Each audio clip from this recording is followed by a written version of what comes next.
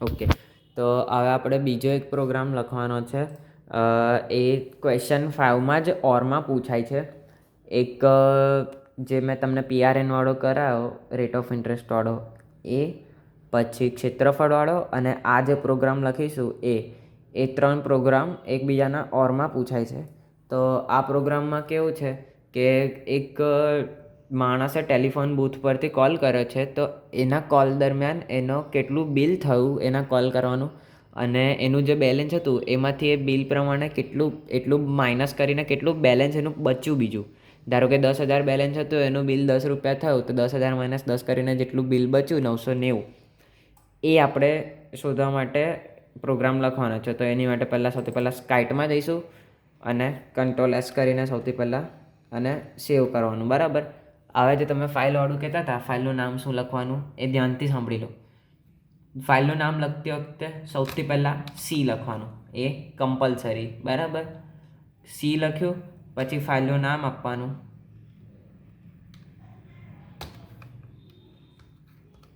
ફાઇલનું નામ આપી દીધું. ફાઇલનું નામ આપ્યા પછી ડોટ અને જાવા. શું યાદ રાખવાનું છે? પહેલાં સ્ટાર્ટિંગમાં સી લખવાનું છે, એની પછી આપણે જે ફાઇલનું નામ જે બી આપવું હોય, ABCD XYZ કશું બી, અને છેલ્લા ડોટ જાવા. બરાબર. જાવાની સ્ક્રિપ્ટ લખતી વખતે આટલું યાદ રાખવાનું કમ્પલસરી. પછી સેવ કરવાનું. સેવ કર્યું. કમ્પોઝરમાં આવી ગયા. કમ્પોઝરમાં હવે પહેલી લીટી કઈ લખવાની? Public space class. આટલું લખ્યા પછી આપણું જે ફાઇલનું નામ હતું એ ફાઇલનું નામ શું હતું આપણું? ડોટ. બરાબર. ફાઇલનું નામ જે હતું આપણું એ ફાઇલનું નામ લખી દીધું. હવે અહીંયા અંદર જે લખીએ ને એમાં આ ડોટ જાવા નહીં લખવાનો. બહાર જ્યારે સેવ કરતા હોય ને ત્યારે ડોટ જાવા લખવાનો. અંદર લખીએ ને ત્યારે ડોટ જાવા નહીં લખવાનું. બરાબર. એન્ટર આપવાનું, છગડીયો કૌંસ. ફરી એન્ટર આપવાનું. પબ્લિક સ્ટેટિક વોઇડ અને મેઇન લખ્યા પછી કૌંસ, કેપિટલ STRING સ્ટ્રિંગ. અહીંયા S કેપિટલ કમ્પલસરી, આ સ્ટ્રિંગનો S કેપિટલ કમ્પલસરી. બરાબર. ચોરસ કૌંસ ખોલ્યો, બંધ કર્યો, પાછળ S અને કૌંસ બંધ કરી દેવાનો. એન્ટર આપવાનું, છગડીયા કૌંસ ખોલવાનો. પછી હવે આપણે આ બી સૂત્રવાળો જ છે, તો સૂત્રવાળામાં શું કરતા હતા આપણે? જે કિંમતો આપણે લખવાની હોય એને ડબલમાં લખતા હતા. તો DOUBLE ડબલ. આપણે આમાં કઈ કિંમતો જોઈશે?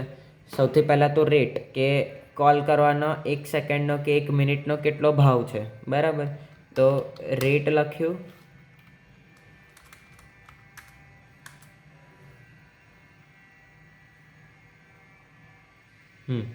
અહીંયા રેટ લખીશું.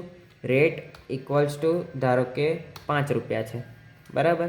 પછી કોમા કરવાનો, બીજો આપણો જે જોઈતું હોય એની માટે લખવા. તો રેટ પછી આપણને શું જોઈએ છે? ડ્યુરેશન, કેટલા ટાઈમ સુધી કોલ ચાલ્યો છે. તો ડ્યુરેશન અથવા ટાઈમ બંનેમાંથી ગમે એ લખો એ લખાય. બરાબર. ટાઈમ ઇક્વલ ટુ ધારો કે 10 સેકન્ડ કોલ ચાલ્યો છે. બરાબર. પછી કોમા. હવે એની પાસે બેલેન્સ પહેલાંથી કેટલું છે એ આપણે જોવાનું છે. તો બેલેન્સ ઇક્વલ ટુ ધારો કે પહેલાંથી એની પાસે 150 રૂપિયાનું બેલેન્સ છે ઓલરેડી. બરાબર. આટલું થઈ ગયું. આ 3 લખ્યા પછી આપણે આપવાનો સેમિકોલન. આટલી આખી લાઈન આપણી લખાઈ ગઈ. લાઈન લખવાની પતી જાય એટલે સેમિકોલન છેલ્લા આપવાનો. એન્ટર આપીશું. હવે આપણે શોધવાનું શું છે? તો પહેલાં આપણે શોધવાનું છે એના કેટલું બિલ થાય છે એનું એટલું. બરાબર. તો ડબલ બિલ અથવા કોસ્ટ, બેમાંથી ગમે તે લખો એ લખાય. આપણે અહીંયા કોસ્ટ લખીએ. તો કોસ્ટ ઇક્વલ ટુ જે આપણે શોધવાનું હોય એને પહેલાં 0 લખવાનું. જે શોધવાનું હોય એ પહેલાં 0 લખવાનું. બરાબર.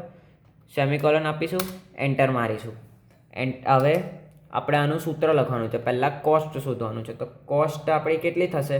રેટ ગુણ્યા ટાઈમ બરાબર કોસ્ટ થશે. તો કોસ્ટ ઇક્વલ ટુ રેટ કેટલો છે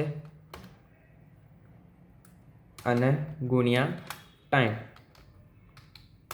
બરાબર. જેટલો ભાવ હશે એના ગુણાકારમાં ટાઈમ કરીશું એટલે આપણને એનો કોસ્ટ ખબર પડી જશે. બરાબર. અને ગુણાકાર માટે આપણે ફૂંદરી વાપરીએ છીએ. પહેલું સૂત્ર લખાઈ ગયું, સેમિકોલન આપીશું, એન્ટર મારીશું. બરાબર. હવે આપણને જોઈએ છે બીજું સૂત્ર. બીજા સૂત્ર શાની માટે? જે બેલેન્સ આપણું હતું એ બેલેન્સ પહેલાં કરતાં કેટલું બાકી રહ્યું આપણું. પહેલાં આપણી પાસે 150 રૂપિયાનું બેલેન્સ હતું, એમાંથી આ જે આપણી કોસ્ટ આવશે એટલી માઇનસ કરીને જે બાકીનું બેલેન્સ બચશે એ આપણે જોવાનું છે. તો અવેલેબલ બેલેન્સ શોધીશું એની માટે. તો AVBL available balance equal to, એને બી પહેલાં ડબલમાં લખવું પડશે. તો પહેલાં DOUBLE double available balance equals to 0. આપણે શોધવાનું છે એટલે 0 કરીશું. એન્ટર આપીશું. અવેલેબલ બેલેન્સ માટે સૂત્ર લખીશું. અવેલેબલ બેલેન્સ માટે શું સૂત્ર લખાશે? જે આપણું બેલેન્સ પહેલાંથી હતું એ માઇનસ જે આપણી કોસ્ટ આવે એ. તો એની માટે balance, available balance AVLB equal to જે આપણું બેલેન્સ પહેલાંથી હતું એ માઇનસ આપણું જે કોસ્ટ આવ્યું એ. થઈ ગયું? આ થઈ ગયું એનું સૂત્ર. એન્ટર આપીશું. પછી આપણે એને પ્રિન્ટ કરાવવાનું છે. તો system.out.print. બરાબર. system.out.print આપ્યું. સાદો કૌંસ ખોલવાનો, એની અંદર ડબલ કોટેશન કરવાનું. ડબલ કોટેશન કર્યા પછી આપણે શું લખવાનું છે? પહેલાં યોર બિલ અમાઉન્ટ ઇઝ, આટલા રૂપિયા તમારા થયા. બરાબર. ડબલ કોટેશન બંધ કરીશું, પ્લસ કરીશું અને બિલ અમાઉન્ટ શેમાં લખી છે આપણે? કોસ્ટમાં. તો કોસ્ટ કરી દઈશું. બરાબર. ફરી ડબલ કોટેશન ખોલીશું, આની અંદર લખીશું ઉભા રહો. આટલું પતી ગયું. અહીંયા આગળ પહેલાં અને ક્લોઝ કરી દઈશું. બરાબર. હવે ફરી એન્ટર આપીશું. ફરી નવું સિસ્ટમ આઉટ ડોટ પ્રિન્ટ લખીશું.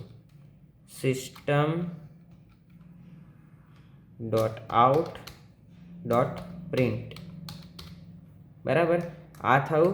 કૌંસ ખોલીશું, ડબલ કોટેશન મારશું. હવે આપણે અહીંયા હવે જે લખીશું એ આપણે નવી લીટીમાં જોઈએ છે. આટલું જે આવશે એ ઉપરની લીટીમાં આવશે અને પછી જે નીચેનું આપણું લખીશું કે તમારું બાકીનું બેલેન્સ ઇઝ, એ આપણે નવી લીટીમાં જોઈએ છે. તો એની માટે આપણે આ વાળો સ્લેશ વાપરીશું, બેકસ્પેસની અને એન્ટરની વચ્ચેવાળો આ સ્લેશ. પછી એન સ્પેસ આપીશું. હવે જે આપણે લખવાનું હોય એ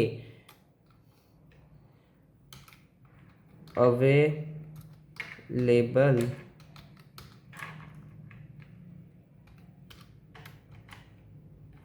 સ્પેલિંગ નહીં જોવાની, અવેલેબલ બેલેન્સ. સ્પેલિંગ પર ફોકસ ના કરો, આપણે જે લખવાનું છે એ લખી લેવાનું. અવેલેબલ બેલેન્સ, પછી અહીંયા ડબલ કોટેશન કમ્પ્લીટ કરી લેવાનું. અહીંયા આગળ પ્લસ કરવાનું. હવે આપણે અવેલેબલ બેલેન્સ બતાવીએ છીએ. શું લખ્યું છે? AVLB લખ્યું છે આપણે. બરાબર. તો AVLB થઈ ગયું. હવે અહીંયા ક્લોઝ કરી દઈશું.